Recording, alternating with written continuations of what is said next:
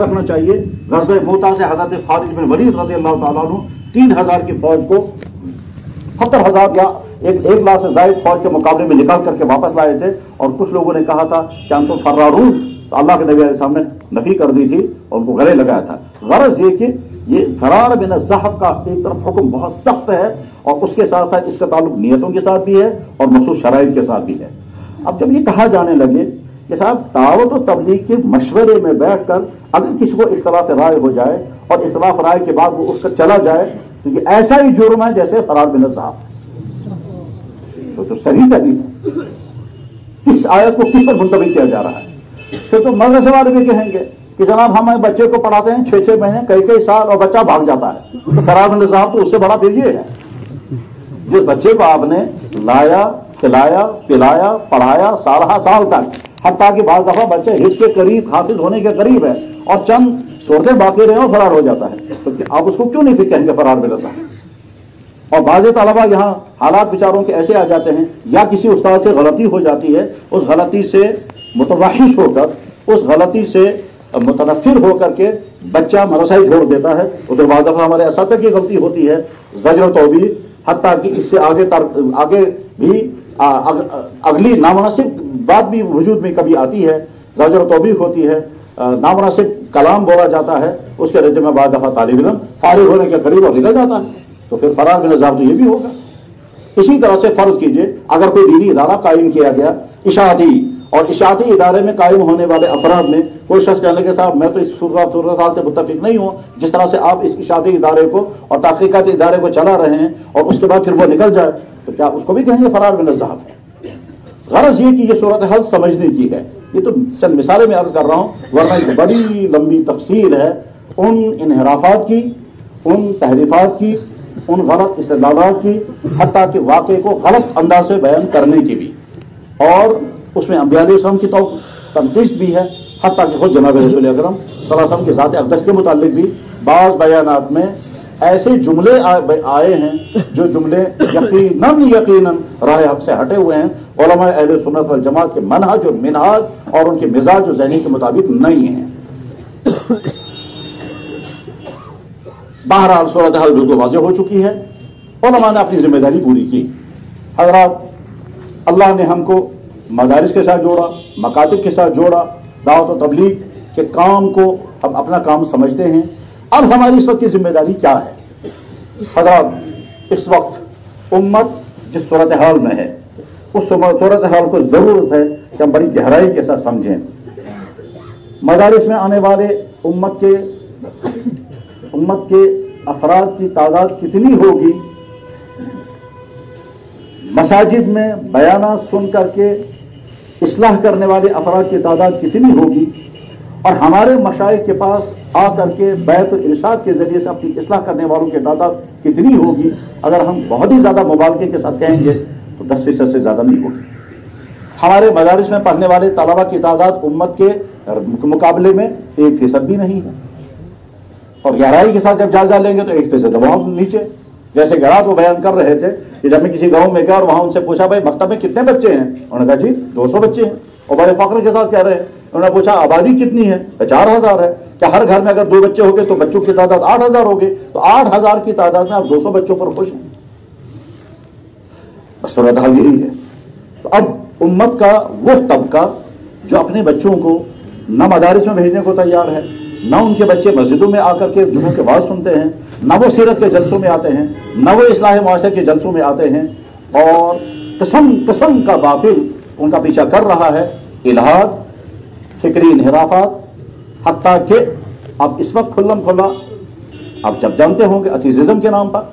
اور اس طرح کے دوسرے نظریات کے نام پر، اور اسی طرح سے عملی اعتبار سے ان کو طرح طرح کی گمراہیوں کی طرف کھینچنے کے لیے بے شمار اپنا کام کر رہے ہیں، اور ان کے کام کے برے اثرات سامنے آ رہے ہیں۔ اب اس صورتحال میں ہم وارثین علماء جو اپنی امت، اپنے اکابرین کے اگلے خلف ہیں، ہم خلف کی ذمہ داری اس صورتحال میں کیا ہے؟ تو جواب ایک ہی حل ہے، اور وہ ہے مکاتب کا قیام۔ مکاتب کے قیام کی اہمیت اور ضرورت اس درجے کی ہے کہ خود عالم دیوبند نے رابطہ مدارس اسلامیہ کے ذریعے سے بار بار اپنی قراردادوں کے ذریعے کہا کہ تمام مدارس والے اپنا فرض منصبی سمجھے کہ جیسے مرثا چلا رہے اسی طرح سے مکاتب کے قیام کے نتیجے میں مدارس کو بھی پانی ملے گا. جو مکتب میں بچے پڑھنے والے ہیں وہ آگے چل کر کے بے شمار انہوں نے مدارس میں آ جائیں گے. اور اگر مکاتب نہیں ہوئے تو جناب والا ہائی اسکول تب چلتا ہے جب پہلے کہیں پرائمری اسکول ہو, اور اگر پرائمری اسکول کہیں نہیں ہوگا تو آگے چل کر کے ہائی اسکول کو اور یونیورسٹی کو تب کوئی ملتا ہے جو پہلے کسی ادارے میں الف با تا اور اے بی سی ڈی پڑھانے والا کوئی بیچارہ وہ استاد رہا ہوگا جس استاد کو ہم کہتے ہیں چھوٹا استاد.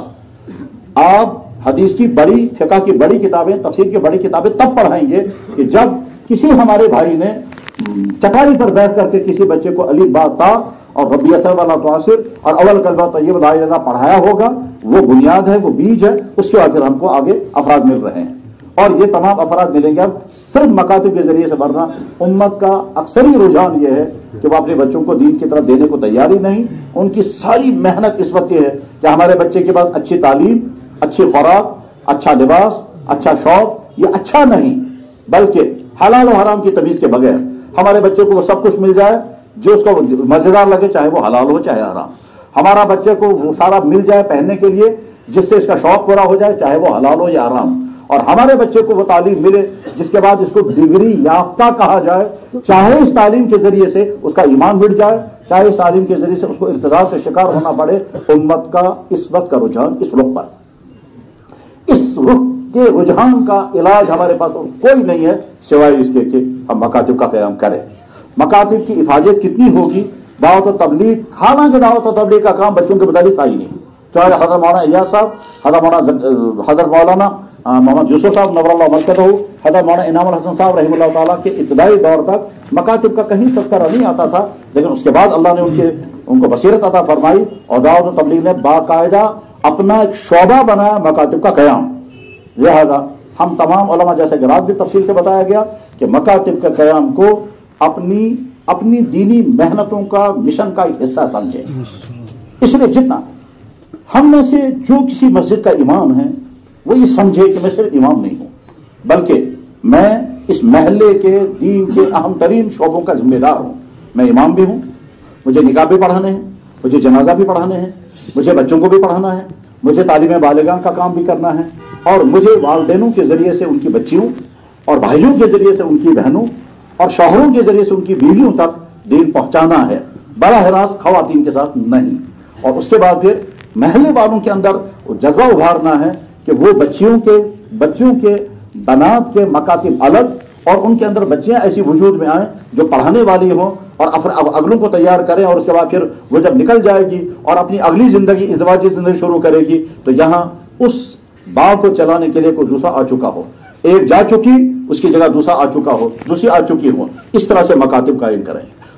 بچوں کے لیے بنین کے مکاتب قائم کریں, اور اس میں ہمارا امام اپنا فرض منصبی سمجھے. اور یاد رکھیں, جب آپ اپنی مسجد کی امامت کے ساتھ ساتھ وہاں کے بچوں کے لیے مکتب قائم کریں گے تو اس صورتحال میں یقیناً بہت بڑی تبدیلی آ جائے گی جو صورتحال عام طور پر ہمارے اماموں کو درپیش ہوتی ہے. اور وہ صورتحال کیا ہوتی ہے؟ مقتدیوں کی طرف سے نافرمانی,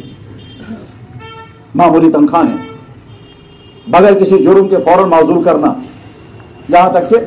کشمیر کے بہت سارے لوگ تو کہتے ہیں اے امام کو نوکر کرون سے شان, ایسا نہیں ہے. تو معمولی چھوٹی چھوٹی باتوں پر, حالانکہ اگر شرعی طور پر دیکھا جائے تو معزول کرنے کے لیے جو شرائط ہیں